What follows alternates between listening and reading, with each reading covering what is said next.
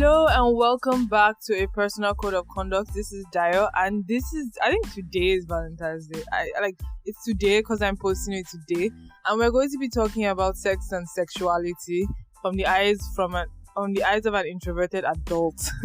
I was like, at my last intro, I said teenager. I was like, Jesus fucking Christ, that you haven't been a teenager for 4 years.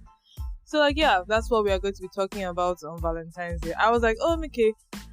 I was going to talk about why I'm probably never going to have children. I'm like, wait. Are you even going to have sex in the first place? So let's hear. It's probably going to end up being a long dramatic list of non-religious reasons if you live in Nigeria to never have sex. So yeah, I'm here to be a downer, a lonely. Okay, I'm not lonely. I actually really like being single. I'm here to be a single downer on Valentine's Day. So yeah, happy Couples Day or whatever, and let's begin.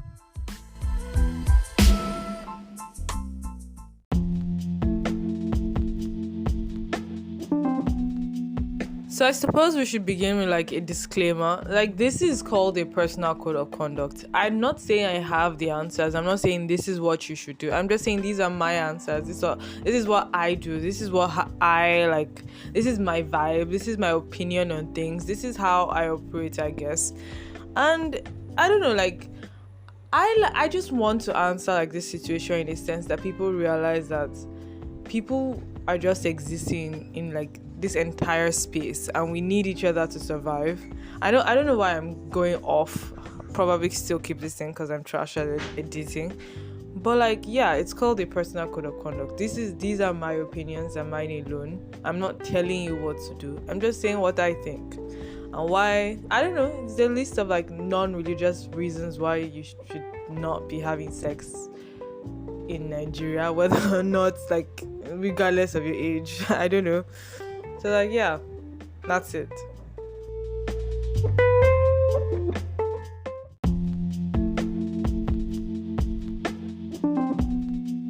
This entire thing is going to go towards men and women, because a lot of people seem to forget that men are human beings as well. Even though they've been stereotyped as the sex lovers, they are human beings as well. I don't know. This is dire theory. You might not be human, but I'm working with the idea that men are just like women, regular people with common sense.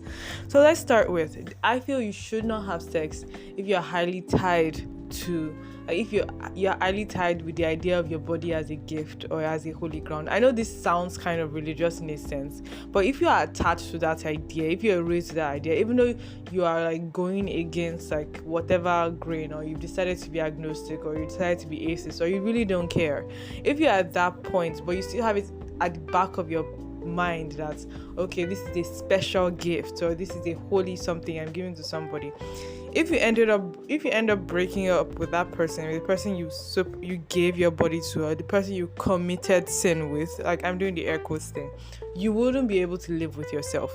Not because it's a bad thing, but because you have it at the back of your mind that it's wrong. So in that kind of situation, I think it's before you decide to have sex, and if you have the mentality that your body is a holy ground, or your body is special, or your body is this, you need to sit down and be 100% sure to yourself that you no longer think that way. Because in the eventuality or the possibility of a breakup, you are not going to take it well. You're going to feel as if you're wrong. You're going to feel as if your life is ruined. You're going to feel as if you've been dirtied, because that is the mindset you're working with. If you have that background, that's where you're being raised, it's important that you make sure you clear it out before you attempt to have premarital sex.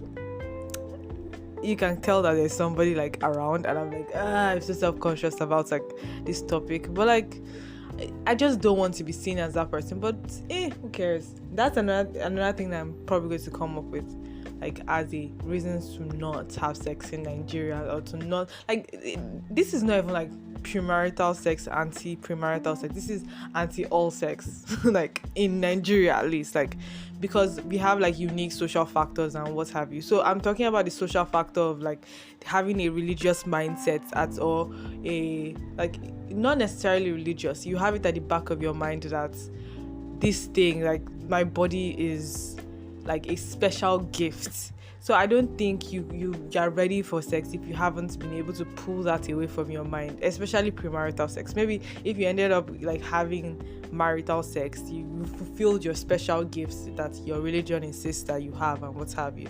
But if you still have that at the back of your mind, I would never encourage you to, no matter, even if you've not been to church in years or you've not been to the mosque in years, if you still have this, oh, my body is special and the holy ground, and it's a special gift that I should just don't do it. Like, even no matter how, like, the idea of, oh, like, I no longer believe in these things anymore, I want to like explore myself, and don't do it, because you'll be broken if you end up having like a relationship that is shattered, because you're not truly in a mental state where you actually do not care about premarital sex. You're just not. You just think that you are, but you're not. Because so if you want to have premarital, you have to be honest with yourself.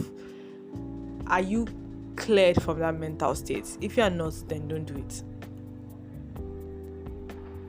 I'd say number 2, do not have sex if you think the event will be magical and special. See, they're talking as if he's not a virgin.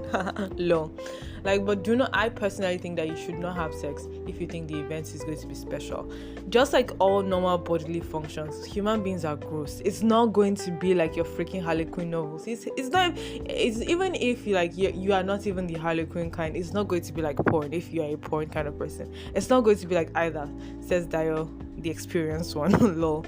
But like, it's not going to be, because human bodily functions are gross. And I feel like until you decide that I'm going to be confident enough, I'm going to be comfortable enough to speak up with this person, to tell this person that, okay, this is what I like, this is what I don't like, I don't think you have any business having sex, especially if you find yourself as the submissive partner in that kind of relationship where you are not able to speak up to your own wants. You just go along with whatever the person wants.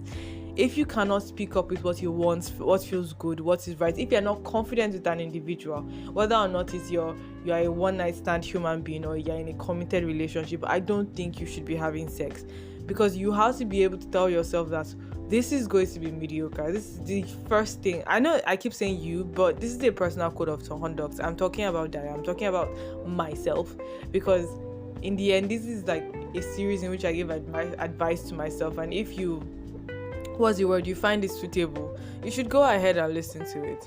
So where was I get to this point where I'm scatterbrained and I'm still shitty at editing. So if you find yourself in a situation that you're not confident to speak up about your body, about your pleasure, about like ensuring that whatever sexual situation you're in, you and your other party, or the other parties, if you're just freaky like that, are communicating well, and you know that your end goal is having an equal and even pleasurable situation for all of you. I feel so weird giving advice to people. I'm not giving advice to people, this is advice to myself, but like, yeah, cringy topic, eh? Do not have sex if you're not confident of getting yourself out of a terrible situation with this individual that you're choosing to have sex with. I remember like scrolling through Zikoko, and I was listening to this, like, Zikoko is this like website, like they are basically like in Nigeria, a BuzzFeed style website, like, but focusing on Nigerians. So like, it was about this, like, people were telling their traumatizing sex stories, like not like rape, like traumatizing sex stories. And somebody was like, she met this really hot dude at the bar, and they got, basically, I think at that situation, her situation was rape. Like, she met this hot dude at the bar, and like they went like to a hotel, and they were like, okay, they are totally going to do it and what have you. And guess what? The dude was an asshole. He was like one of those, like, she described him as a traditional Igbo man, in a sense that he was the kind of person who thought he did well in the bedroom when the woman cannot walk straight.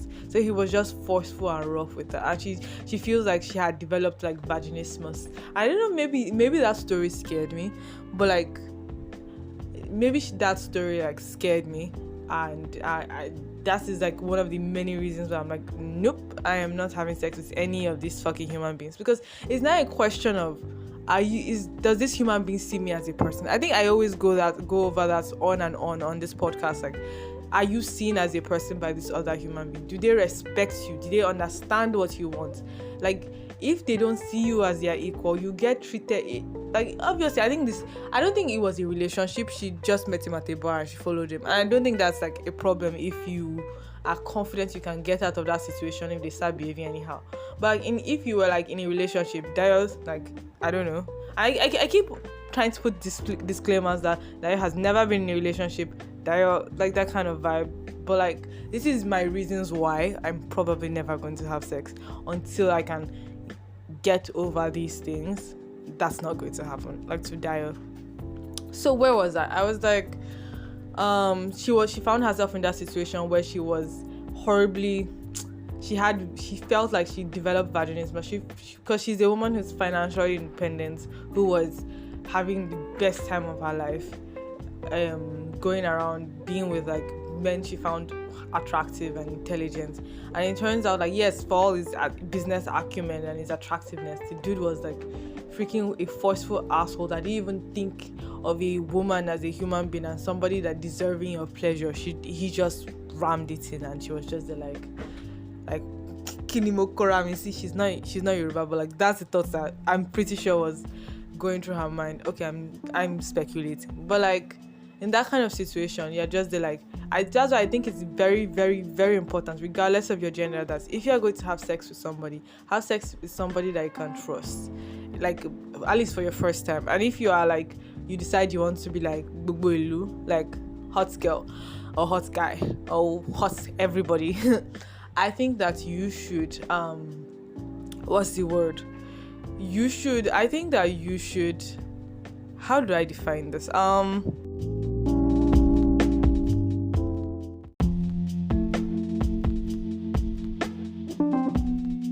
You ensure that you don't find yourself with somebody that doesn't see you as a human being. And I think that's very, very important, because in any kind of situation, if you are like, especially if you find yourself as a submissive partner, you might find yourself in a situation whereby that person doesn't care about your pleasure. That person doesn't treat you as a human being. That person doesn't even care whether you're alive. That person is just trash. And that kind of situation. And regardless of like whatever thing you believe, whatever vibe you want to give, can you tell this is trash? Because I don't know how to use WavePad.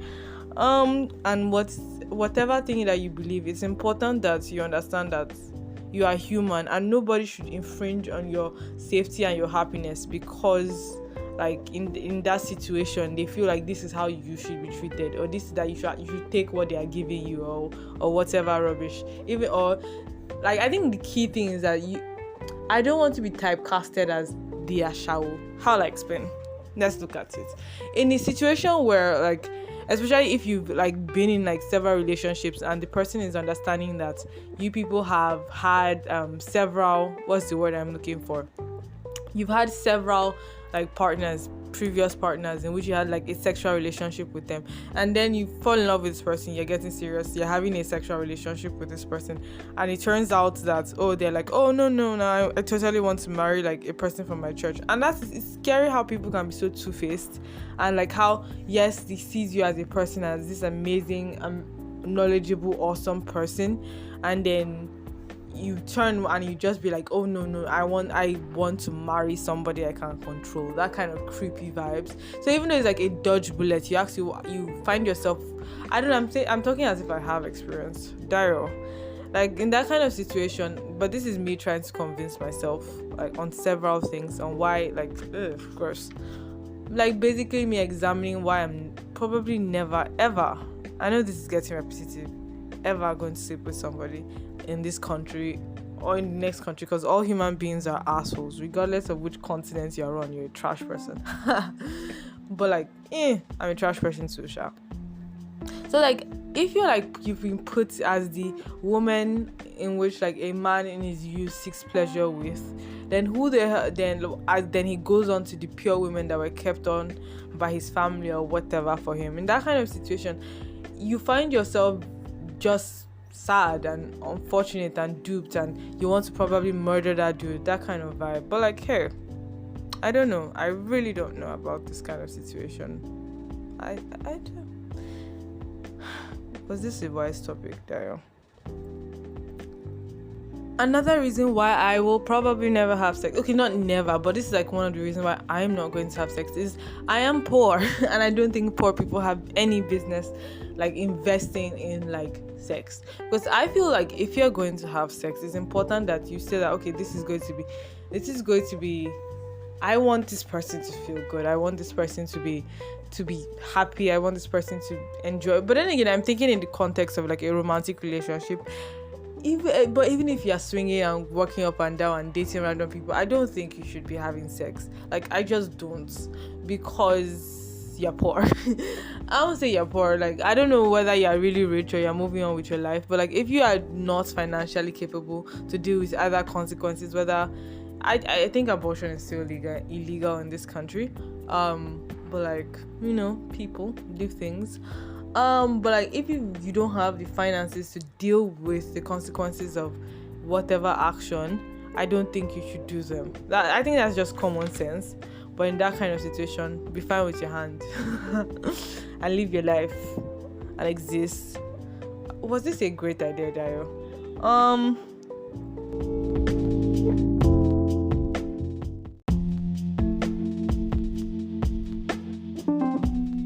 Something that's definitely none of my business, but I feel that this is about like homosexual people. Like, in a country like Nigeria, I'm very glad that I'm not homosexual. In my own opinion, okay, let me define myself as a sexual being. I'd say that I'm somebody who is attracted to men but doesn't want to stress themselves. Like, I don't want to look for a relationship. I like the idea of a relationship, but I don't want to actively participate in one. That is the like current like overview of direct sexuality right now.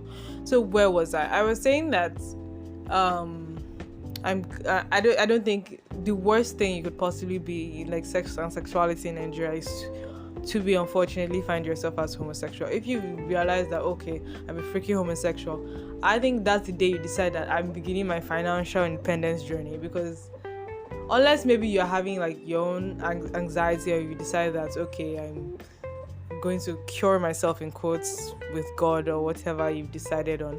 But like, I think if you find yourself as homosexual, you should decide that, okay, this is my financial independence journey, because you will definitely kill your parents, like, without questions. Like, if you even mention it to them in this country, you would definitely kill your parents. So in that kind of situation, I'd advise that I think in this personal code of conduct, I'm trying to say that if that situation was presented to me and I was asked for advice, this is the exact thing I'd say. I think, I don't know, I'm young, my opinions will change. I'd say that should be the day of your financial independence, and you should run. Like, it's because it's going to be like a big problem for your personal safety. And any religious person that believes in the whole you love God, the fact that your homosexuality automatically excludes you from that definition of we will save all people. They're barely even saving the children. They're not saving the children. Not that they're even barely. They're not attempting to save the children. They're not attempting to help children. They're crawling. They're just walking around. I'm going to an anti-religious rant. I'm not that anti-religious, like, at all. I'm anti-hypocrites. It's just that a lot of people, the best like targets for hypocrisy is like religious circles. So where was I was talking about how I think you should run. If you are homosexual and you're listening to this, look for money and run. I think that is my answer for you.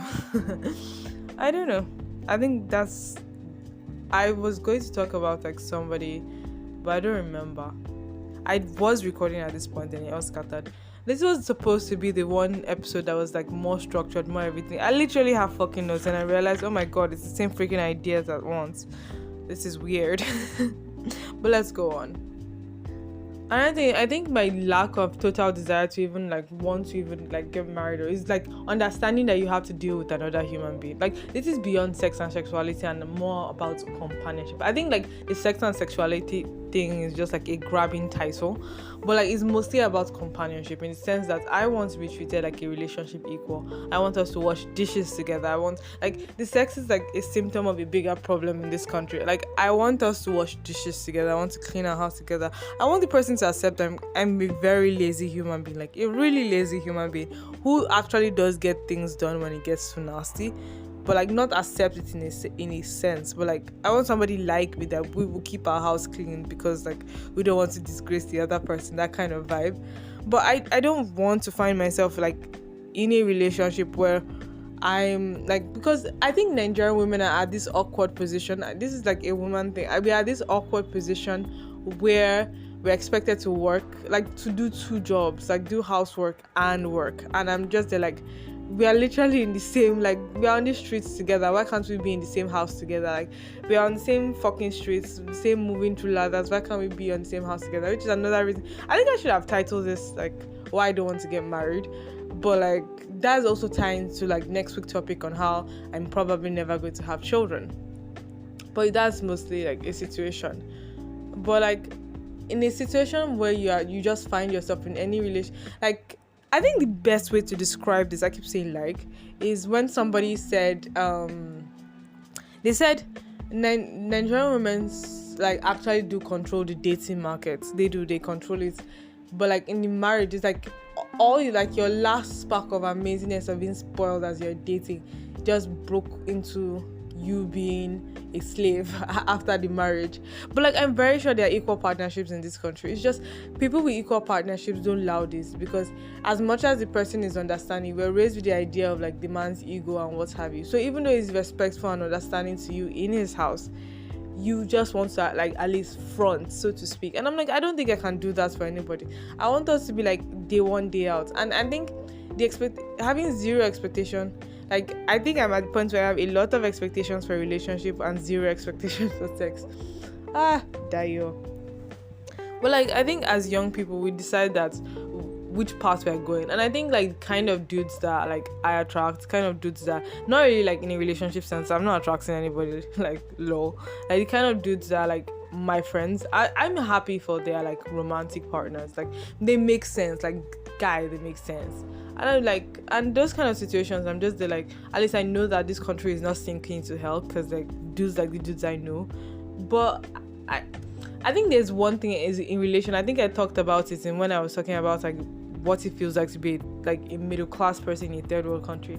And in that kind of situation where you realize that, oh, like, God, this is so rambly and horrible. When you realize that like we might be a minority, like, oh my God, the majority of this country might be incredibly poor. Like you, like when you live in your circles and you're thinking that, okay, this is the normal, this is the average, and you realize no, majority of the country doesn't live like you, majority of the country doesn't think like you. It makes me very worried for the average like human, because the reason I say the average Nigerian human and not like the average woman, because Nigerian women are also kind of trash in a sense, in the kind of like in the expectation of pay for everything. I'm the kind of person I like to tell myself I'm the kind of person that in a relationship I'd be a spender. I'd be a freaking spender. And I'm just there like, because I like it when people I like are happy, like whether it's friendship or like I'm sexually interested in them. I keep saying sexually interested in them as I move forward. Random offbeats, like 2 stories about 2 hot guys. I remember when I was 19, I was in a bus. I think I was coming back from my IT whatever, and I swear, because okay, let's like give a background on this. That is giving you too much information on the internet. Let's give a background on this. The kind of dude I find like really attractive is tall. No, I'm a short person, so like really really tall to me is like 5'10". So like that's really tall to me, but like that kind of vibe. Let's say somebody relatively taller than me, somebody hairy, somebody with face hair, arm hair, leg hair, like somebody hairy, and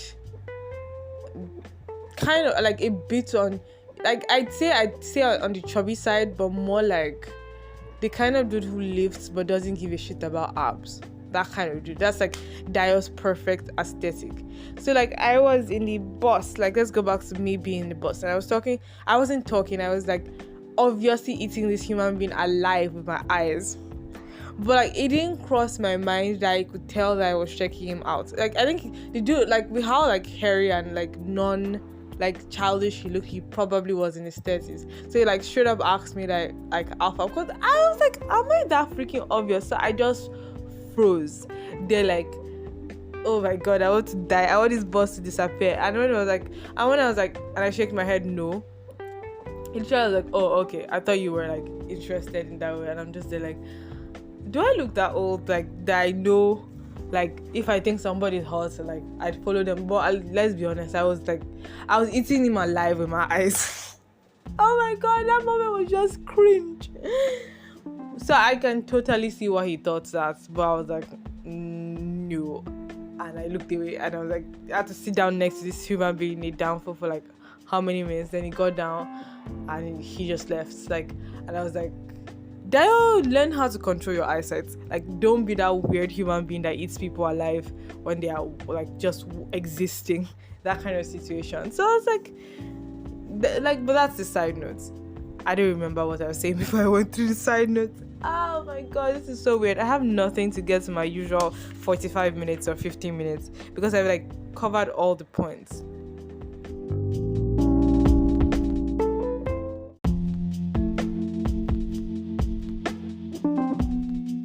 Then the next hot guy was like somebody like, this one even totally 100% matched my specs, but like I was so proud of myself of not being like a creep. Like, oh my god, my 4 years of training, Daya is no longer a creep. Daya no longer stares as if she wants to eat Omolomo alive. But like, yeah, you can look, but understand that don't be creepy. Like, don't be a weirdo.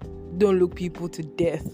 But like, that's a side note. Like, my growth in like checking people out and not being a weirdo or a creep or making them uncomfortable. Just be like, oh yeah, this person's hot. This person is 100% my specs, but like, I'm not going to move forward, so I shouldn't stare at them like an idiot. So like, there's that.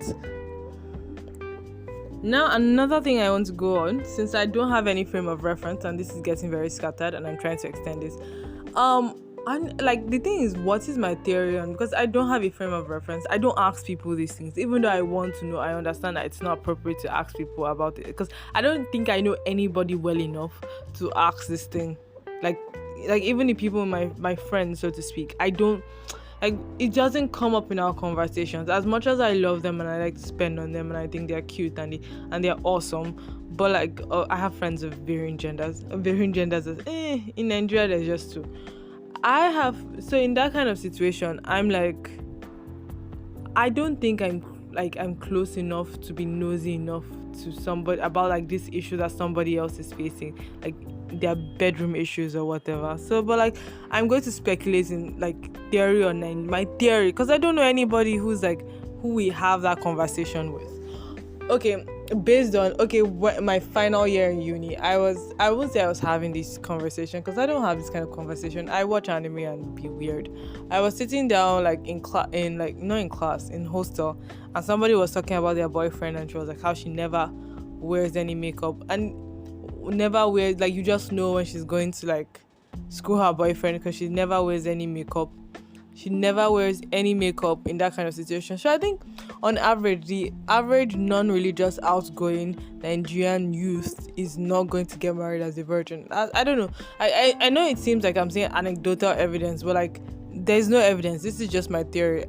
And in that case, I think people should be responsible. People should be more understanding, and people should no longer see women as objects.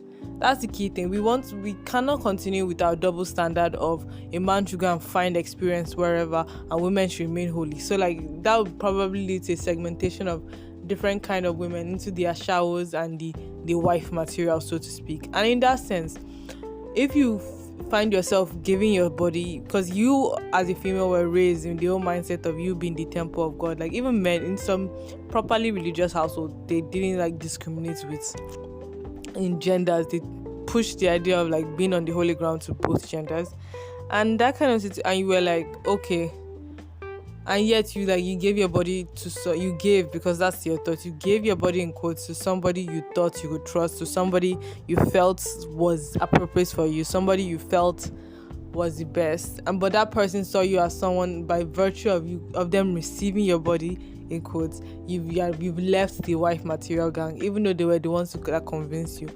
I know, like, it's be like, was she an idiot? Is she ignorant in that kind of situation? But if you've convinced yourself that you'll be together for the rest of your life, then a lot of young women or even young men, because I know some people who are I know about some people. I know of people. I've heard cases of. Don't let me talk. I don't want to talk. Sound so sure. Sound so like judgmental. Sound so.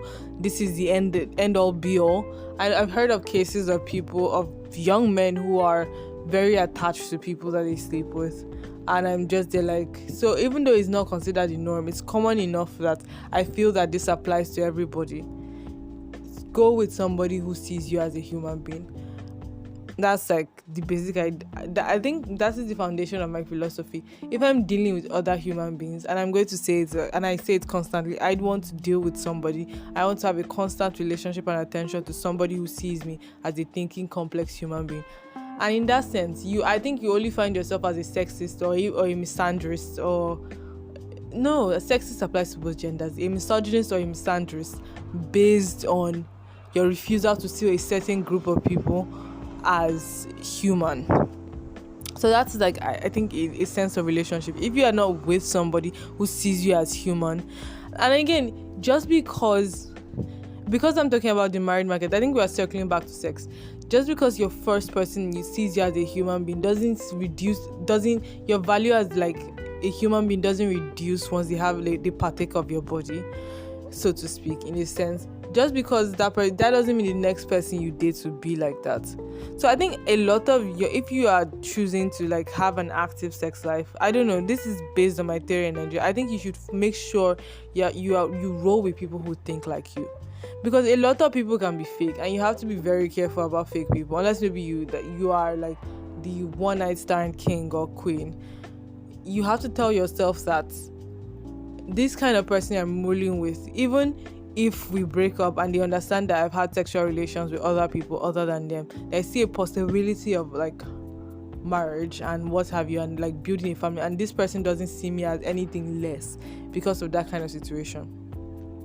Okay, I think now we are going back to the main topic, because I just remembered another reason not to have sex in Nigeria: the low access to birth control and abortion. Like, I understand like there's condoms on every corner of the streets, but I think a good portion of Nigerian men are circumcised, and I think that reduces. This is bullshit theory. I don't know any. Okay, I know the people with dicks, but like I don't know enough, and I don't think I have the balls or anybody to that. Pun intended. Okay, pun wasn't intended, but like I don't think I have the balls to go around asking people about their dick sensitivity. So I was just there. So my things and so a lot of people have this thing where men, and the quality of condoms. I know this is like off-putting and jump. There was no jump cons. Daryl got everything scattered. The quality of like condoms in Nigeria, so I heard, isn't like the best. And coupled with the fact that a lot of men are circumcised in this country, or most men, I think it's just older for the north. Like, it's when they're older they do it up north, but most men are circumcised either for religious, or there was already a pre-existing cultural practice before the advent of religion. And I think in that situation they are desensitized. That's another thing. I think this is going to come up when I want to have children. Like, do I want to circumcise my son based on the knowledge that I know that he's probably missing out on a good portion of sexual pleasure or what have you? I don't know, man. But like, if so, like, condoms are, so I heard, the gist on the streets, a lot of people are against condoms. So in my opinion, in the limited access to birth control, and the birth control in this country, at least I know the birth control like that was available in my mother's time was trash, because it made her gain like I won't say horrible amount of weight. My mother is still hot, like a large amount of weight for a woman who has always been very slender. And like, it was so obviously like, okay, this is the birth control designed for a third world country. We're not going to take any care or any responsibility because these people are poor fucktards. Like, no, like the way basically how like poorer countries are trash cans for rich countries, that kind of vibe. So like, I wouldn't, the birth control available to like educated women who came back to Nigeria or who stayed in Nigeria at the time was just trash. Like, oh god, like total and arrant trash in that kind of situation. So like, I think, and that's, so let's go back to the actual point. I think this is the main reason why you shouldn't have like intercourse in Nigeria, whether pre or post-marital. I won't say there is a poor access to birth control. I'd say the ignorance that a lot of people pose like to having birth control, which is number one thing. If I ever find myself that, okay, I'm going to have pre or post-marital sex, that's the one thing. If I even get married, like whatever sex in whatever direction that I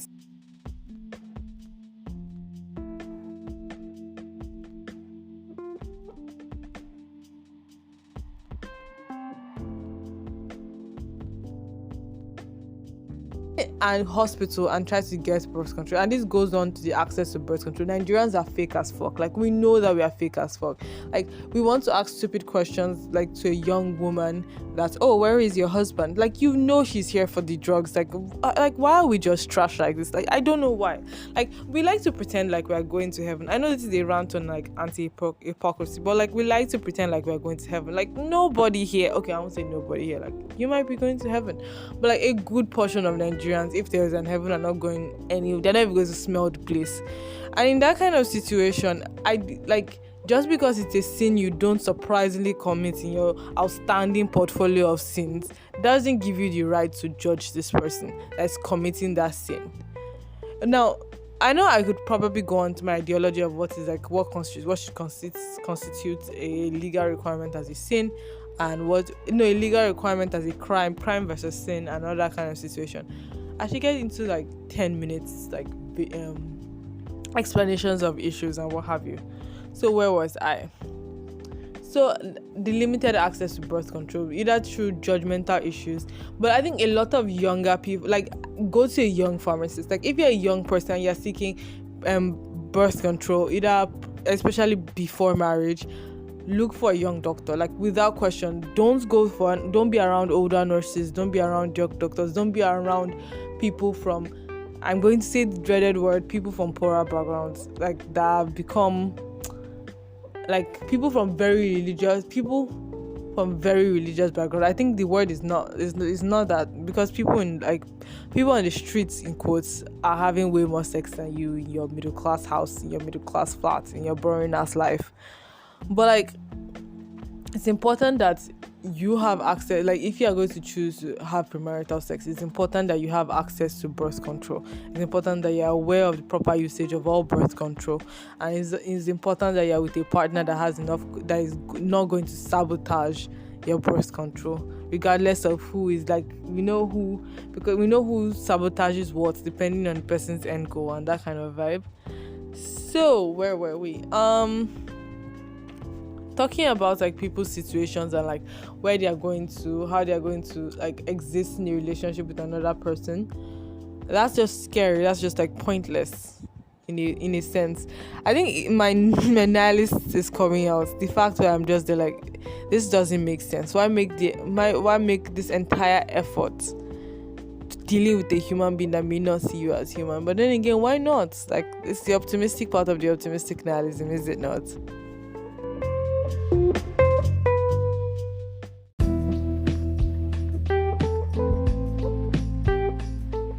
Since I've covered, like, reasons to never have sex in this country, let me cover, like, more reasons to never be in a romance. For one, you're poor. Like, you're just freaking poor. Like, love is not for poor people.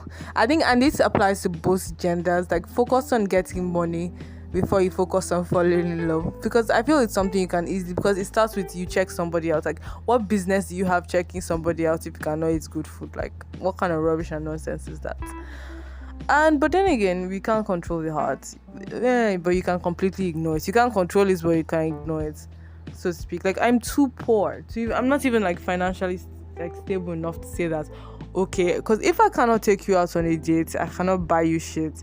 Like, I don't earn at least, like, oh god, I don't earn, like, at least, like, 250k in this country. I'm not interested in, like, falling in love or being in a relationship, because then I wouldn't be able to take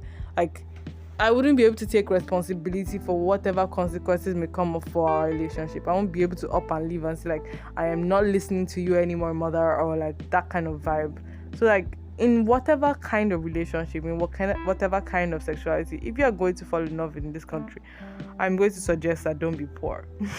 Like, seriously, don't be poor, or, like, at least be financially independent, because I feel like the upper limits for financial independence in, like, if you're coming from a poorer household is, like, much lower than if you're coming from a wealthy household, because you're already used to a certain kind of luxury if you're from a relatively wealthy household. So, like, your idea of you not being poor and being able to say, like, parents, I no longer need you and I can do whatever the fuck I want, is much higher than somebody from, like, a poorer household.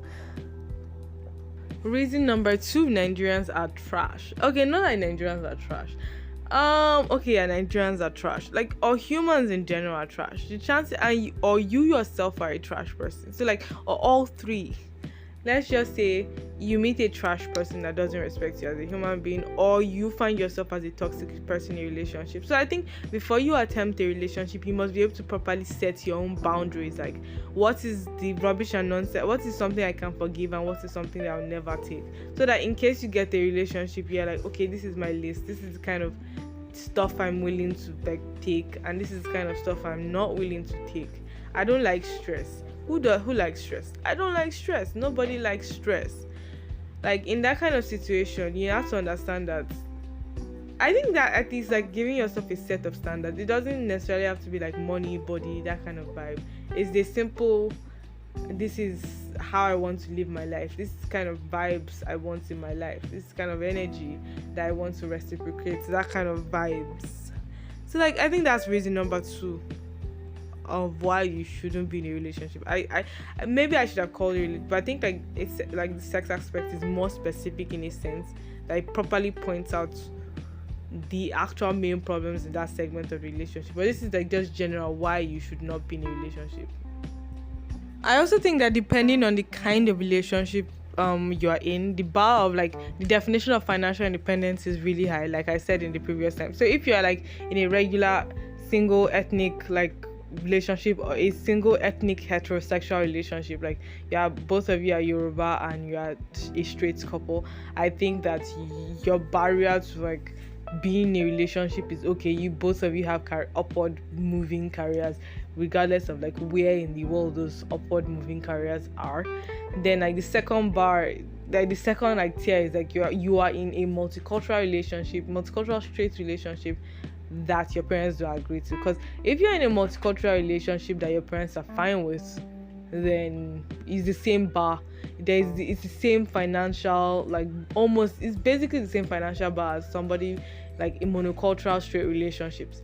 Now if you're like in a multicultural straight relationship, the bar is higher, because you might, if you like the person enough, or in any relationship that the family, if you like the person enough, you probably will want to, what's the word, like cut off ties with certain family members. And it's important that you don't give a shit enough, like, and also make sure that both of you are from like actual middle class, non-crazy people kind of household. Like you are like, you can move beyond the reach of that like of the crazier household. Like maybe like the dad can hire goons and murder somebody, that kind of vibes. Like if the financial barrier to that level of like against the relationship is really high. But if it's a situation where they're like, okay, we're just against this culture, blah blah blah, but like we just never speak to us again, you just need more money, and so far you make sure you're not even asking your parents for anything. Then the next kind of barrier is if you are in a homosexual relationship. That one doesn't even matter with culture. You are just, like I said before, make mad money and run. Like common sense. Or you be like, let me tell you this random anecdote about this well-known Alaji that I think he died at one point. He was the kind of person, like, you show you that how I believe that people don't really, people like being powerful in a sense shields you from everything. This Alaji, I don't think he probably had children.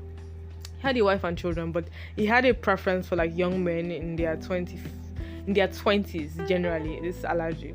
So like if you were like, he basically used to just pick out dudes. Like if you were like, you found yourself moving in the bad house, so it's basically the kind of dude that nobody would miss if you weren't missing or what have you.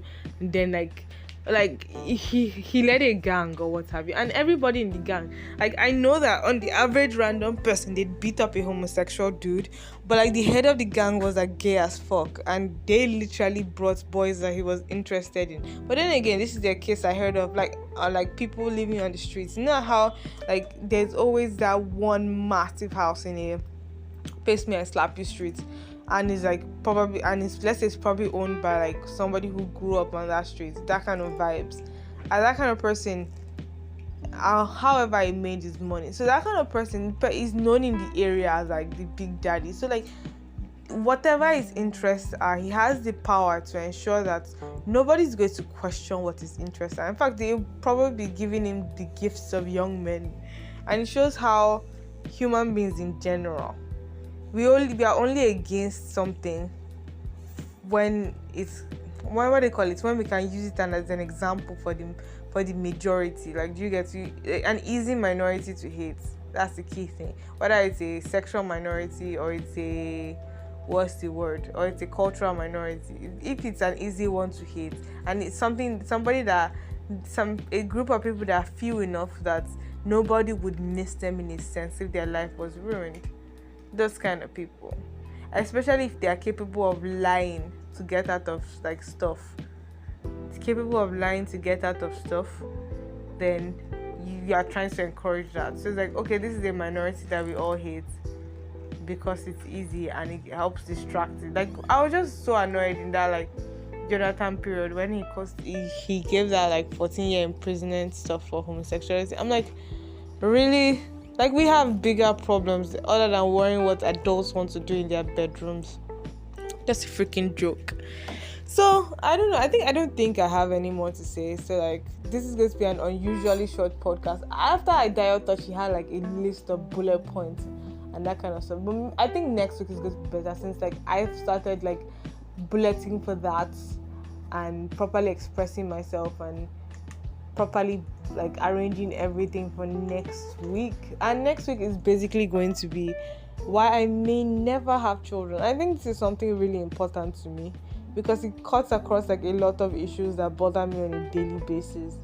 So yeah, that has been sex and sexuality I won't say in a generic third world country, but this applies to my observations of the Nigerian people, my observation of myself, and bullshit theories that I know nothing about. So bye, and see you people, if there's anybody listening, next week.